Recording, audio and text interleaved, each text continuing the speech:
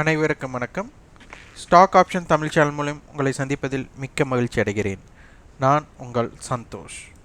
நான் செபியில் பதிவு பெற்ற பங்கு ஆலோசகர் கிடையாது. இது பயிற்சிக்கான வீடியோ. எந்த பரிந்துரையும் நாம் வழங்குவது இல்லை. இங்கே முக்கியமாக பார்த்தீங்கன்னா நிறைய பேர் இதை பார்த்துருப்பாங்க. நம்மளுக்கு ஸ்டாக்ஸ் ப்ரைஸ் நம்மளுக்கு உயர்ந்திருக்கும். ஆனால் கால் ஆப்ஷனோட விலை பெருசாக உயர்ந்திருக்காது, இல்லை குறைஞ்சிருக்கும். இதனுடைய தாக்கம் என்னவாக இருக்கும் அப்படிங்கிறது தான் பார்க்கணும். அதான் மார்க்கெட்டே நம்மளுக்கு இன்க்ரீஸ் ஆகிருக்கும், ப்ரைஸ் கால் ஆப்ஷனுடைய ப்ரைஸ் இறங்குமுகமாக மாறிவிடும், அல்லது பெரிய ஏற்றமே இருந்திருக்காது. அதற்குண்டான தாக்கங்கள் என்ன அப்படிங்கிறத இப்போ நம்ம பார்க்க போகிறோம்.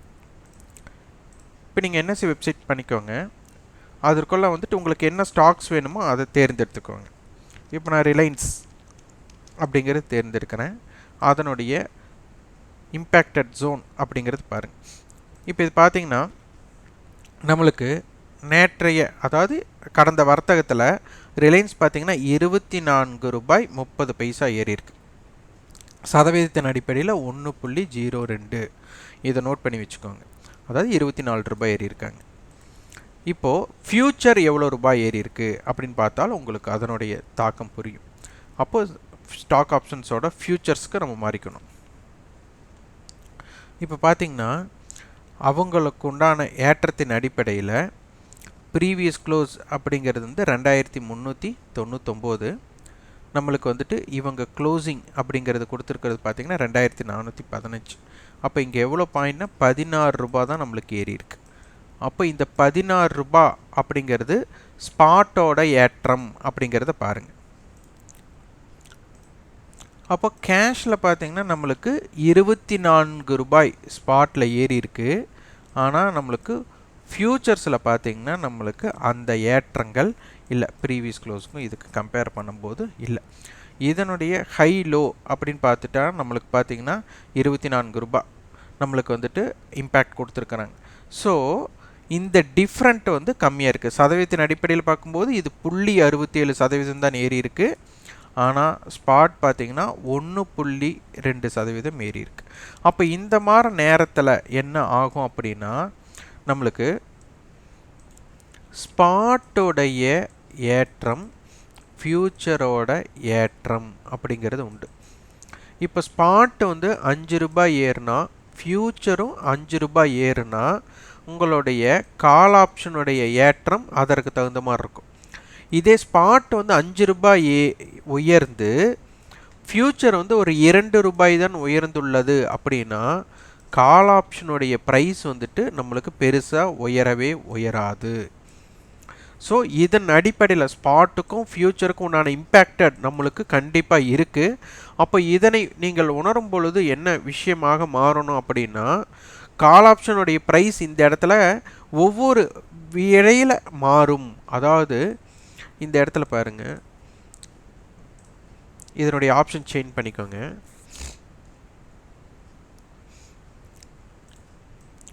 ஒரு ஐடிஎம் ஸ்ட்ரைக்கோட ஏற்றம் அதுக்கு ஒரு மாதிரி இருக்கும். அதே மாதிரி ஓடிஎம்மோட ஸ்ட்ரைக் பார்த்தீங்கன்னா அதனுடைய ஏற்றம் குறைய தொடங்கிவிடும். இது பார்த்தீங்கன்னா 2500. இது ரொம்ப டீப் ஓடிஎம்னு சொல்லலாம், ரொம்ப அவுட்டர் ஓடிஎம்னு சொல்லலாம். அப்போ இருந்தாலும்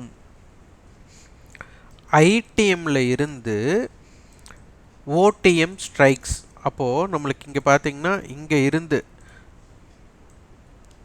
இப்போ இந்த ஸ்கிரிப்ட் 24 ரூபா ஏறி இருக்குது அப்படின்னா இந்த ஸ்கிரிப்ட்லேருந்து இங்கேருந்து ஏறக்கூடிய ஸ்ட்ரைக்ஸ் அனைத்துமே பார்த்தீங்கன்னா இதுதான் ஐடிஎம் டு ஓடிஎம் கால். இதனுடைய ஏற்றம் பெரிதாக இருக்காது. ஏன்னா எதிர்காலத்தில் ஃப்யூச்சர் அப்படிங்கிறதோட ப்ரைஸ் டவுன் ஆகுது அப்படின்னாலே அதனுடைய டிமாண்ட் அப்படிங்கிறது அதில் ஆர்வம் இல்லை அப்படிங்கிறத இதை குறிக்குது.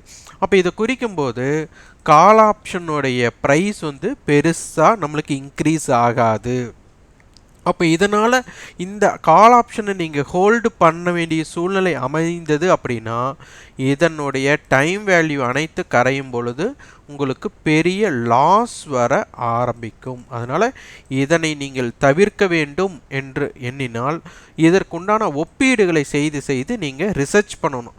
ஆய்வுகள் செய்யணும். ஆய்வுகள் செய்யும்போது தான் கால் ஆப்ஷனுடைய ப்ரைஸ் நீங்கள் ஹோல்டு பண்ணலாமா வேண்டாமா, அப்போ அதனுடைய இம்பேக்ட் எப்படி இருக்கும் அப்படிங்கிறத நீங்கள் தேர்ந்தெடுக்க இயலும். இது வந்து ரிலையன்ஸ்க்கு நம்ம பார்த்தாச்சு.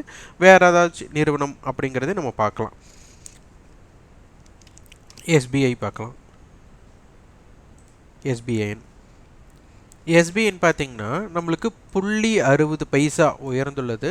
0.11%. புள்ளி நம்மளுக்கு 11%. ஆனால் ஃபியூச்சர் பாருங்கள், நம்மளுக்கு 0.45%. இது வந்து 0.08. அப்போ இதனால் என்ன ஆகும்னா, இந்த ஸ்டாக்ஸுக்கு ஐடிஎம் டு ஓடிஎம்மோட தாக்கம், அதாவது கால் ஆப்ஷனுடைய ஏற்றம் வந்து உங்களுக்கு தடைப்படும். அப்போ இதை புரிந்து, அப்போ இது வந்து சதவீதம் எப்படி இருக்குது அப்படிங்கிறத பார்த்து நீங்கள் ரிசர்ச் பண்ணிங்கன்னா உங்களுக்கு இன்னும் புரிதல் ஏற்படும். இதை விட இன்னும் புரிதல் எப்போ ஏற்படும்னா, சந்தையில் 9.15 டு 3:30 வரை நம்மளுக்கு வர்த்தகம் தற்போது இருக்குது. அப்போ இதை பிரிக்கணும். ஒரு 9:15 இருந்து 10 மணிக்குள்ள, 10 மணி டு 2 மணி, 2 டு 3:30, இப்படி பிரித்திங்கன்னா இதில் எப்போவுமே ஒரு ஃப்ரெஷ் ப்ரீமியம் ட்ரேடு அப்படிங்கிறது வந்துட்டு இதில் இருக்கும். அதற்கப்புறம் பார்த்திங்கன்னா இந்த 10 டு 2 உங்களுக்கு அதிகபட்சம் சைடுவேக்குள்ளே தான் இருக்கும், ஒரு இம்பேக்ட் இருக்காது. ஆனால் 2 டு 3 பார்த்தீங்கன்னா ஏதேனும் ஒரு ஒன் சைடு இம்பேக்டட் கிரியேட் ஆகக்கூடிய வாய்ப்பு மிக அதிகமாக இருக்கலாம். அப்போ இதில் பிரித்து பார்த்தீங்கன்னா எந்தெந்த நேரத்தில் நீங்கள் வர்த்தகம் செய்யலாம், எந்தெந்த நேரத்தில் வர்த்தகம் செய்ய வேண்டாம், அப்போ டைம் வேல்யூ எப்போ குறையுது ஆப்ஷன்ஸில் அப்படிங்கிறத புரிஞ்சுக்கலாம். அப்போ ஃப்ரெஷ் ப்ரீமியத்திலேயே ஒரு ப்ரைஸ் வந்து நம்மளுக்கு இன்க்ரீஸ் ஆகலை அப்படின்னா அதனுடைய இரண்டாம் பகுதி எப்படி இருக்க போகுதுன்னு உங்களுக்கு ஆய்வு செய்தாலே புரிந்து கொள்ளலாம். அதனால் உங்களோட வியாபாரத்தை செய்கிற தன்மையை உங்களுக்கு புரிந்து கொண்டு அதனை செய்ய விருப்பப்படணும். ஒருத்தர் ஃப்ரெஷ் ப்ரீமியத்திலே விலை உயரலை அப்படிங்கும்போது, அதாவது ஒருத்தருக்கு வாய்ப்பு கிடைக்கும்போது அந்த வாய்ப்பை பயன்படுத்தலை அப்படிங்கும்போது அவன் வாய்ப்பை எப்படி மாற்றுவான், அவனுடைய எதிரி எப்படி செய்வான் அப்படிங்கிறது எல்லாமே நீங்கள் புரிந்து கொண்டு வியாபாரம் செய்ய முற்படணும்.